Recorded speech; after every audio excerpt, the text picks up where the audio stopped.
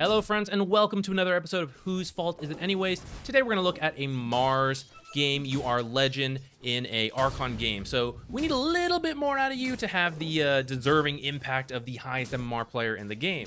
You wanted to blame SF and PA a little bit in the game, but in hindsight realized, you struggled a little bit. So what could you do? I'm glad you asked. Let's talk about that. First, it's this armlet. You already realized probably shouldn't have built this, and I agree. You need a blink or you need a Yules. Look at the draft. You are the initiator, playmaker for your team. They are very hard to kill by just running at them. They have two very fast heroes and then slows, all of that. You got three no lockdown heroes, and he's got the fear on the Requiem, but it's very weird, right? You've got Overgrowth, which is an ultimate 100 seconds, and there's ways to deal with that. You're the only guy with the stun, and you're the only one with the Arena of Blood, at least until they have BKBs. But that means we got to get going before they get those BKBs. Armlet kind of slowing us down here. Armlet's when you're having a good game. Against Juggernaut this time, you weren't having the best game. So you really should get a blink here instead of this Armlet that you just finished at 10 minutes and 19 seconds. That would mean some play like this, where you want to react. You could have TB'd here, blinked, Arena, boom, Razor kill. PA looks like a better player because she has a little bit more farm. She gets this Battle Fury a little faster. Your Abaddon and Treant, they get a little extra XP. That might work out later. Snowball effect in Dota, right? Instead, you kind of just have to walk. Walk at the Razor, who's got, 375 move speed, and I don't have boots on Mars. Kind of awkward, right? Now, your next choice here, you're pinging this Crystal Maiden. I don't hate this, because it kind of looks like she might go for your ward. Kind of want to kill her. But that's fine. With the blink, you blink, God's Rebuke, stun her, dead. But this time you feel required to Arena because of your build. Even with this build, I kind of think you didn't need to Arena. I think you could have killed her with your other two spells. You get the Crystal Maiden kill. That's great. But now you don't have Arena. And it's really hard to kill Razor. It's really hard to kill Wind Ranger without the Arena because it's so hard to spear them because no one else can set up except for you. And that's why you need the blink. You need the Yules. You got to set up for yourself. So that Razor, he's just going to walk away. This kill mid here, maybe we could have saved SF if we could have blink Arena'd right there. But in this case, I guess SF's just going to die. And then we would know for sure we're going to get this double kill because we could blink Arena them. In this case, you get the double kill anyway, so I look a little bit silly. But I promise that if you have the right skill build, we guarantee you get the double kill. Whereas this this item build, yes, we got it this time. But maybe you repeat this game. Maybe Wind Ranger gets away this time.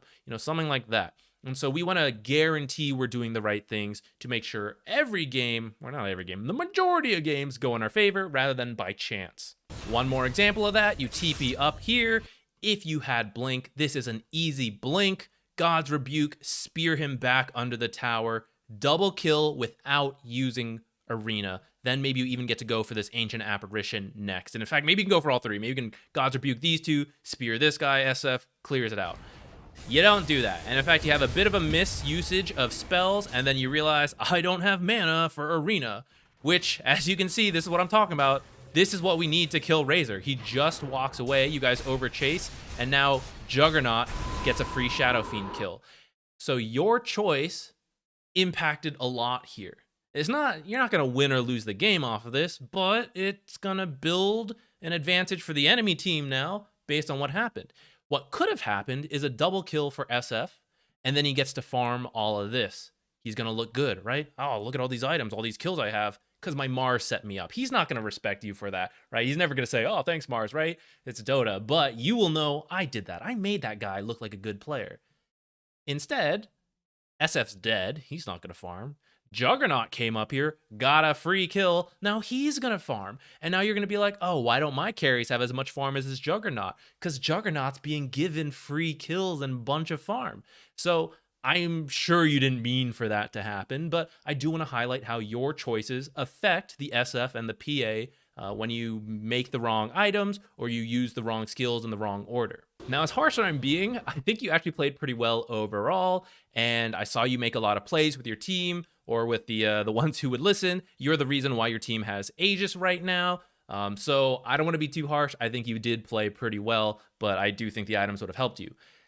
Having said that, we come up here to this high ground, and the first thing I gotta ask is, do we have to do this? Because you're not that far in the lead. In fact, you're not in the lead. You have some momentum from getting the Aegis, but they're actually slightly net worth advantaged, and you're pushing into their high ground. Why not come get these 2 tier 2 towers? It'd be much safer, much easier. They wouldn't have as strong of an advantage defending this. Overall, easier for your team. Or just wait for a pickoff and win the fight like that. Instead, you guys force this high ground, and in particular, you force this high ground by initiating when you see this Wind Ranger. And I get it. It's a little tempting because she used her blink aggressively, and now you want to go. But you didn't have to force this fight. And because you go in, you're the initiator, the playmaker for your team. I've said that several times. Everyone on your team, whether they think about it or not, they will have that feeling. And when they see you go in, they will go in. And because of that, you come in here, boom, here's PA, here's everyone having to rush up, trying to help you out. And it actually kind of looks good to start, right? But then the buyback comes in. This Juggernaut, who's been having an incredible game, is ulting, killing everyone, which, by the way, if you had a Yules instead of this armlet, you could Yules, eat up a couple slashes. Maybe you live. Maybe your teammates live.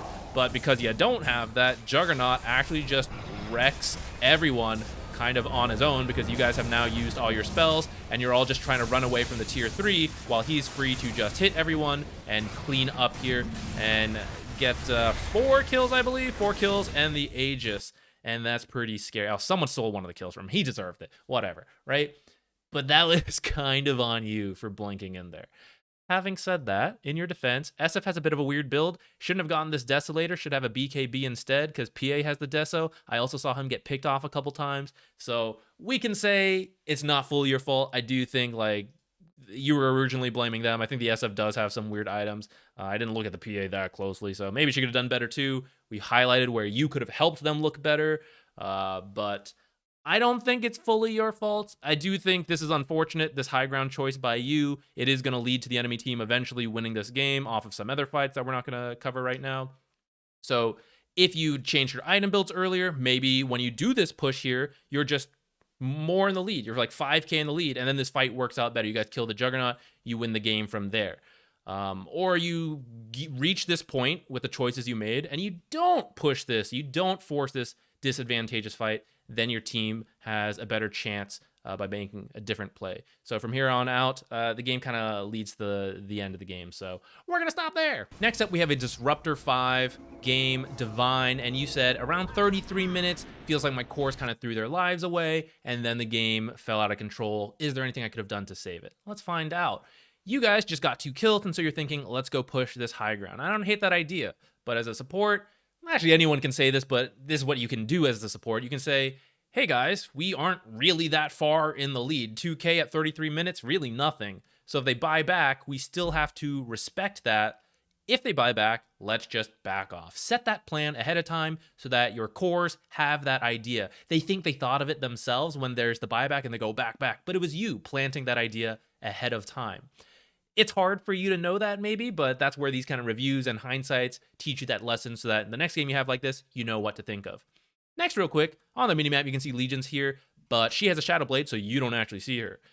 If you think about how you're going to push high ground, if they were to buy back, she can either come from the front, come from the side, or come from the back. You don't know where that is, so you have to be careful, but we're trying to find that information, either with a sentry, some vision, anything like that, or a courier kill. Your team does not notice that Legion killed this courier, but it reveals exactly where she is, and in fact, instead of doing this, you should now be a little scared. You might consider going for that Legion. You might consider doing something else, because if they buy back, you're actually sandwiched between this Legion and the others, and that could be very good for them as you get stuck here near their high ground.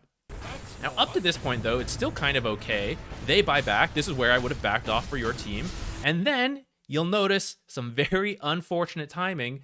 Sand King decides to go on Shadow Shaman. I don't think this is the best call, but I get it, right? This guy just bought back. He's a support. He's kind of squishy. If they all clump on Sand King here, trying to react to this, Puck gets to blink coil, and then you have like, you know, your whole, everyone jumps in. You got some AoE spells. It's going to feel really good, right? Kill them, win the game? Possibly. Unfortunately, Legion, who you should have known was back here, at the exact same time, you can see the blink particles are both in effect, duels the Puck, solo kills that Puck. This is an incredible play by Legion, really. I wouldn't even blame your team for like any teammates here. It's, you know, Sand King, not the best initiation, but I get it. You know, it's not too bad of a mistake, I would say. Yeah, maybe, okay, kind of bad. But it was very nice on Puck. This Wraith King blink back in, that's nuts. This is a much more grievous mistake than the Sand King's initiation, in my opinion. This is going to lead to your team getting wiped because Wraith King's just not respecting that they are further, or not as, you guys aren't as far ahead as he thinks, I suppose. And so he gets killed, you guys get cleaned up by Quap and Legion. And the reason you have to be very careful around this time in the game, when you have a hero like Troll and Wraith King, two heroes excellent at taking buildings, that while you guys are still dead, Legion just walks up. I don't even know where Troll is. I don't know what he's doing. He's like farming still. He's not even making the right choice. Otherwise, you guys might have lost right here. They take up the barracks real quick before anyone respawns. And that's why you guys don't have to feel forced to take this set of buildings right now. It's more about taking a good fight. And diving this, requiring your team to fight around here where they have the base advantage, not the best. Just back off, set up vision, get this tower, wait for the next Aegis. Something like that would be better to win a clean fight, and then you can do what they're doing, which is to just walk up and take the base while you guys have super long death timers. Now, you actually managed to force Legion to BKB, so even though you guys lost barracks, what you can say right here to still pull your team together, hey guys, we can still win this. They used buybacks. She has no BKB. When Wraith King respawns, let's be ready to look for a pickoff. Wait to see them split up. Unfortunately, you don't have the best vision because the courier that died had the observers. But if you see them split up, someone up here, someone down here, or let's say you did have an observer somewhere in the jungle, somewhere, and you see them split up, that's go time. Let's go get a kill. You saw what they did to you when they get some kills. They come take the whole base. You guys do the same. Kill one of the heroes with no buyback, kill the one with no BKB, and then you can push the base, or maybe you can get Roshan set up for another pickoff, something like that.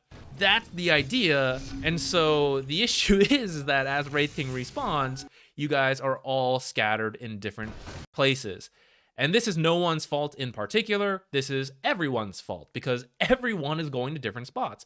Wraith King cannot come out here on his own against a Legion and a Shadow Shaman who can both lock him down for a really long time and get him killed. Rubik's back here. I mean, this is pretty safe, but he's not going to be able to help any of you guys. Sand King's on his own, same deal, he could die. You two are together, but are the two of you going to kill the whole enemy team if you run into them?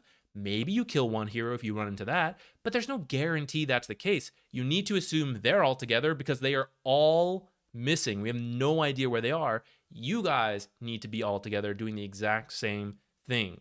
So this is no one's fault specifically, but this right here, this is specifically Wraith King's fault. If you guys aren't grouped, that's one thing. Coming to contest Roshan on your own as the core with no buyback and no escape is crazy. Puck could possibly attempt it because Puck is very mobile, could steal the Roche and get out alive. Doesn't have buyback though, so probably not worth the risk. You as a support, if you had like a blink, you could go for it because you should have buyback, except you don't because you bought these components instead of saving buyback. If you have the Aghanims, that's fair. I understand that's a gamble. You want to go for it, like, oh, Aghanims will change the game. But make sure you have the Aghanims before you lose buyback. If you can't afford the full Aghanims, the components don't do anything, especially if they're in your stash, so save the buyback. If your team did want to contest Roshan, even without vision, what you could do here, for example, with buyback, is just walk in here, you alone. You're like, hey guys, I'll bait them. I don't even have my ult. I'm just going to walk in, die, and they'll use spells on me. I'll buy back, TP in. Maybe you guys like retake this outpost, or maybe you just like TP walk in. But the enemy reveals himself by killing you, and then your team gets to try to take that fight. This, on your own, insane. Even if Wraith King successfully steals Aegis, in fact, he did steal Roshan, if we pretend he steals every single item here, he will not survive the 1v5, right? You guys are not nearly ahead enough for that. So he dies without buyback. Rubik, unfortunately, dies as well. Another nice pickoff by Legion. And with that one kill, something you guys could have done, looking to kill the Queen of Pain or the Shadow Shaman, for example, they're just going to come in here and end the game. And there's no reason this couldn't have been you, because you have a Wraith King with Assault, Cuirass, Deso, and Skeletons who, if you guys get 2 kills and they can't fight you 3 into 5, he can take all of these buildings super quickly within 100 seconds, assuming that they don't have the full team to stop you. So that's what you guys should have been trying to do. Instead, they did it, and now, well, They did it, but it was kind of Wraith King who did it to himself. So this, I would say, is Wraith King's fault, not yours. Not much you can do besides what we said. Try to set the plan ahead of time and then hope that the Wraith King listens. If he doesn't, that's too bad. But I do think in the majority of your games, if you lay out the correct plan ahead of time, you're more likely to get people to listen and not die like this than the other way around, and you end up losing the game like this. So that's it, guys. Thank you for watching this one. If you want to be in one of the future ones, leave a comment with the information you see, and you might get picked. Thanks again. See you in the next one.